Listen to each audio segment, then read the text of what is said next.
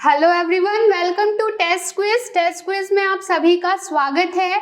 आज की क्लास में हम क्षेत्रफल और आयतन, एरिया एंड वॉल्यूम वाला जो चैप्टर है वही कंटिन्यू करने वाले हैं और देखने वाले हैं कुछ और इसकी वैरायटी ऑफ क्वेश्चंस को। तो चलिए स्टार्ट करते हैं हमारे क्वेश्चन नंबर 1 से। तो क्वेश्चन नंबर 1 क्या है? एक आयताकार खेल के मैदान की लंबाई और चौड़ाई का अनुपात 5:4 दिया हुआ है। यदि उसकी परिमिति मतलब कि जो उसका परिमाप है वो 90 मीटर है तो क्षेत्रफल निकालना है। ठीक है, इस क्वेश्चन में आपको ना ही लंबाई दी है ना ही चौड़ाई दी है, बल्कि उसके लंबाई और चौड़ाई का अनुपात दिया है। जब भी अनुपात आपको दिया है तो आप इसकी लंबाई मानेंगे 5x और इसकी चौड़ाई मानेंगे 4x। ठीक है, परिमाप बराबर होता है 2 गुणा लंबाई धन चौड़ाई। ठीक है, तो अब क्या करोगे आप लोग? ये जो परिमाप जो दिया हुआ है 90, ठीक, लंबाई धन चौड़ाई मतलब कि 5x + 4x, ठीक, 5 4 9x हो जाएगा और 9 दूनी 18x बराबर 90 हो गया। तो x बराबर कितना आ गया? 18 पंचे 90, ठीक, x बराबर 5 आ गया। आप 90 को डिवाइड करेंगे 18 से तो x की वैल्यू कितनी आ गई? 5 आ गई। ठीक, अब ये क्या हो जाएगा? x की वैल्यू 5 आ गई। अब क्या करोगे? ये लंबाई कितनी हो जाएगी फिर? 5 5 25 मीटर और चौड़ाई कितनी हो जाएगी? 20 मीटर। अब बोला जा रहा है आपको इसका क्षेत्रफल निकालने। क्षेत्रफल कितना बोल रहा है? लंबाई गुणा चौड़ाई। तो लंबाई हमको दी हुई है 25 मीटर और चौड़ाई दी हुई है 20 मीटर। तो 25 दूनी 50 और ये 0, इस तरह से इसका क्षेत्रफल हो गया 500 स्क्वायर मीटर। ठीक है, तो हमारे जो आयताकार खेल का मैदान है उसका क्षेत्रफल कितना आ गया? उसका क्षेत्रफल आ गया 500 स्क्वायर मीटर। चलिए बढ़ते हैं हमारे नेक्स्ट क्वेश्चन की ओर। क्वेश्चन नंबर 2 है, एक हॉल 54 मीटर लंबा है, 36 मीटर चौड़ा है। ठीक है, कोई हॉल की बात कर रहा है जो कि 54 मीटर लंबा है और 36 मीटर वह चौड़ा है। उस बड़े से बड़े वर्गाकार पत्थर की संख्या बताना है जो हॉल के फर्श को पूरा ढक ले। मतलब हम लोगों को इतना बड़ा से बड़ा फर्श का बताना है जो इस हॉल को पूरी तरह से इस फर्श की सहायता से इस पूरे हॉल को हम क्या कर सके? ढक सके। तो ऐसा क्वेश्चन जब भी आपको करना है, तो जैसे कि हम लोगों ने LCM एंड HCF पढ़ा हुआ है, तो एक हॉल में यहाँ पे वर्ड यूज हो रहा है वह बड़े से बड़ा मतलब कि आपको निकालना है HCF। तो आप निकालेंगे 54 व 36 का HCF। HCF निकालने का मेथड क्या है? 54 को डिवाइड कर दीजिए 36 से, तो ये 1 टाइम्स में हुआ, बचा कितना? 18 बचेगा। और फिर इस 18 को आप डिवाइड करोगे 36 से, 18 दूनी 36, ये पूरी तरह से कट गया। मतलब कि ये जो 18 है यही उसका क्या हो जाएगा? HCF आया।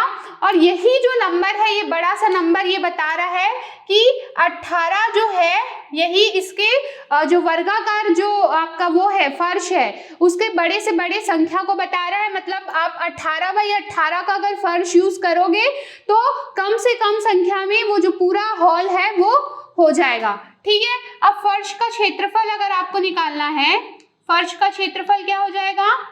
18 गुणित 18। ठीक है, तो हम लोगों को पत्थरों की संख्या निकालनी है कि कितने पत्थर लगेंगे उस पूरे फर्श पूरे हॉल को ढकने में। तो उसके लिए आप क्या करोगे? पहले जैसे कि हमने एक प्रीवियस वीडियो में एक ईंट वाला जो क्वेश्चन किया था, सेम उसी तरह है। पहले हॉल का क्षेत्रफल निकाल लेते हैं। तो हॉल का क्षेत्रफल लंबाई गुणा चौड़ाई, तो 54 गुणा कितना हो गया? 36। ठीक, और अब हम बात करते हैं बड़े से बड़े फर्श का क्षेत्रफल की, तो 18 गुणा 18। ठीक, 18 दूनी हो गया 36 और 18 तिया 54, मतलब कि 3 गुणा 2 6। ऐसे अगर आप 6 फर्श यूज करोगे तो क्या होगा?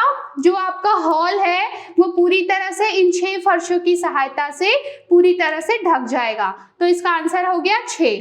ठीक है, क्वेश्चन में समझने की क्या जरूरत है, ये समझना है कि बड़े से बड़े वर्गाकार पत्थर का साइज निकालने बोल रहा है। उसमें तो पहले आपको ईंट का दे दिया था साइज ना, लेकिन इसमें आपको पत्थर का ही साइज निकालना है। तो बड़े से बड़े वर्गाकार पत्थर का आपको साइज निकालना है। तो क्या हो जाएगा, ये आपने 18 उसको निकाल लिया। ठीक, अब इसको निकालने के बाद आपने पत्थरों की संख्या निकालनी है। तो हॉल का जो क्षेत्रफल है उसमें से अगर आप उसको फर्श का क्षेत्रफल अगर आप डिवाइड कर देते हैं तो आपके पास इस तरह से इसका आंसर आ जाएगा। ठीक, बढ़ते हैं हमारे अगले क्वेश्चन की ओर। क्वेश्चन नंबर 3 क्या कहता है, 14 सेंटीमीटर भुजा वाले 25 समान वर्गों का क्षेत्रफल बोला जा रहा है। कोई ऐसा वर्ग है जिसकी भुजा 14 सेंटीमीटर है। तो चलो पहले इसका ही क्षेत्रफल निकाल लेते हैं। क्या होता है, भुजा गुणी भुजा, ये कितना हो गया 196 स्क्वायर सेंटीमीटर। ठीक है, अब बोलता है कि ऐसे ही 25 वर्गों का क्षेत्रफल। तो क्या करोगे, 25 वर्ग का बोल रहा है तो 25 से इसको मल्टीप्लाई कर दीजिए। ठीक है, तो 25 छक्के कितना हो गया 150 बटा 15। ठीक है, और फिर 25 निया कितना हो जाएगा, ये हो जाएगा आपका 225 और 15 कितना हो जाएगा 240, ये शून्य, ये बचा 24, 25 एकम 25 और 24 कितना हो गया 4900। ठीक है, तो ये हो जाएगा आपका आंसर। ठीक है, तो इस तरह से आप 25 वर्ग का क्षेत्रफल भी निकाल सकते हैं। बढ़ते हैं हमारे अगले क्वेश्चन की ओर, जो कि है क्वेश्चन नंबर 4। 300 मीटर भुजा वाले वर्गाकार बगीचे की चारों ओर बाड़ बनाने व्यय ₹20 प्रति मीटर की दर से ज्ञात करें। ठीक है, सबसे पहले क्या बोल रहा है, 300 मीटर भुजा वाले वर्गाकार, एक वर्ग आकार का क्या है, ये बाग है। इसका प्रत्येक भुजा का लंबाई कितना है 300 मीटर है। ठीक है, तो ये क्या दिया हुआ है, बोला जा रहा है कि उसके चारों ओर हम लोगों को एक फेंसिंग करनी है, कांटा वगैरह कुछ लगाना है। तो उसमें खर्च में आपको 20 रुपए प्रति मीटर लगता है। तो पहले आप इसका परिमाप ही निकाल लीजिए। तो परिमाप बराबर क्या होता है 4 इंटू भुजा, तो 4 गुणा 300 और ये हो गया आपका 1200 क्या हो गया, इसका भुजा आ गया। ठीक, अब क्या करोगे, इसका खर्च निकालना है आपको। प्रति मीटर अगर 20 रुपए खर्च आता है तो 1200 मीटर में कितना खर्च आएगा, 20 से गुणा कर दो, तो 12 दूनी 24 और ये 24,000 रुपए इसका क्या आ जाएगा, खर्च आ जाएगा। क्वेश्चन समझ में आया। 300 मीटर भुजा वाला वर्गाकार बगीचे के चारों ओर बाड़ बनाना है। ठीक है, बाड़ बनाना मतलब उसकी फेंसिंग करनी है। तो उसके लिए प्रति मीटर में 12 रुपए का खर्च आ रहा है। हमने क्या निकला, उसका पूरा परिमाप निकाल लिया कि टोटल वो कितना मीटर है, 1200 मीटर है। 1 मीटर में अगर 20 रुपए खर्च आता है तो 1200 मीटर में कितना खर्च आएगा, मल्टीप्लीकेशन करके हमने इसका भी आंसर निकाल लिया। चलिए बढ़ते हमारे नेक्स्ट क्वेश्चन की ओर, दैट इज क्वेश्चन नंबर 5।